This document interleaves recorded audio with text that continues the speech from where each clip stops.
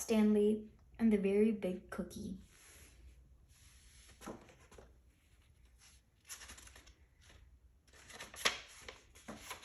Plot Stanley and the Very Big Cookie. Stanley Lamb Chop lived with his mother, his father, and his little brother Arthur. Stanley was 4 feet tall, about a foot wide, and a half-inch thick.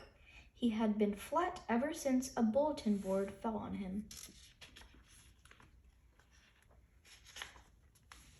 People in Stanley's town liked having a flat boy around, especially since Stanley was always willing to lend a hand, or even a whole arm. He helped the librarian reach books that slipped under the stacks. He helped the dentist smooth out the new wallpaper in his office. And when the baker was busy, Stanley helped him frost cakes 2 at a time. But one day, Stanley and Arthur went to Pete's Sweets and found that the baker wasn't busy at all. "What's wrong?" asked Stanley. "It's the baker in the next town," said Pete. He's taking away all my business." "But how?" Stanley asked. "What does he have that you don't?" "2 words," Pete said. "Cake pops."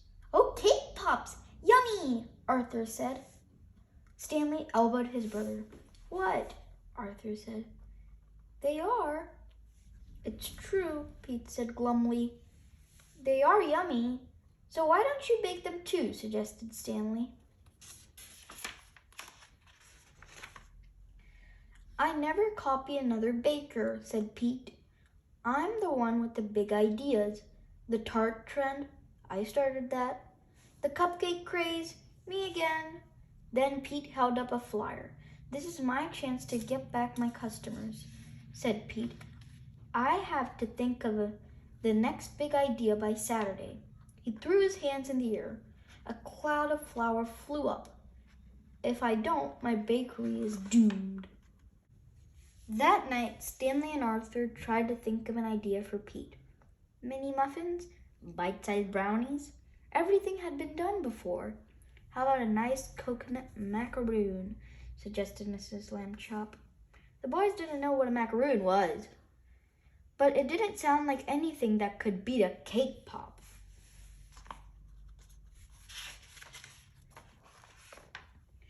The next day was Friday. Stanley and Arthur stopped by the bakery after school. It was a mess. There was frosting everywhere. One whole table was covered with cookie dough. Candy balls rolled around on the floor.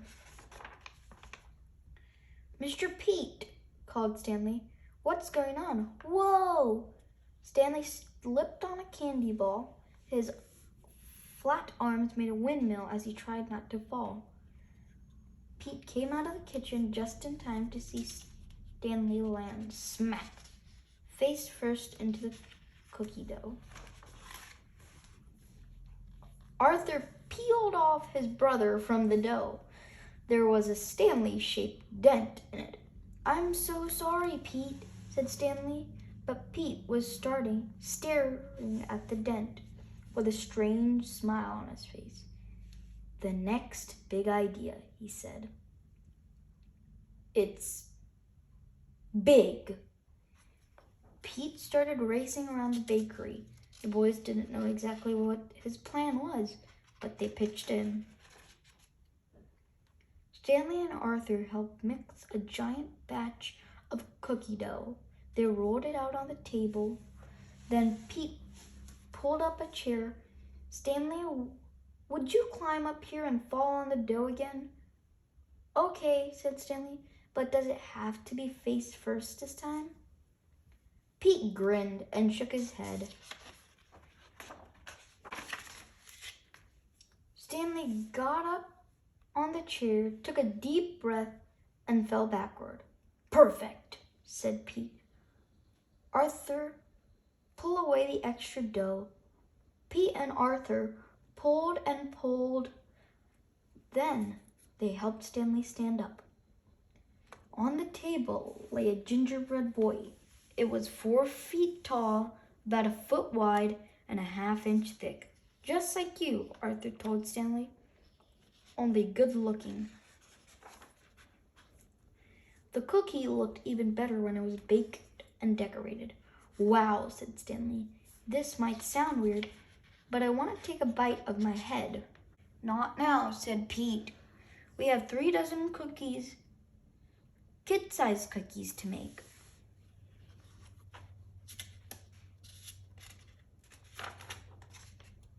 The next morning was the food fair. The lamb chops walked down Main Street. Look at that, said Mr. Lamb Chop. There was a huge crowd outside Pete's Sweets. They were waiting to buy kid-sized cookies. But there were 2 cookies that weren't for sale. These are for you, said Pete. Thanks for saving the day. I always knew I had the sweetest boys in the world, said Mr. Lamb Chop. The boys groaned and took a bite. The end.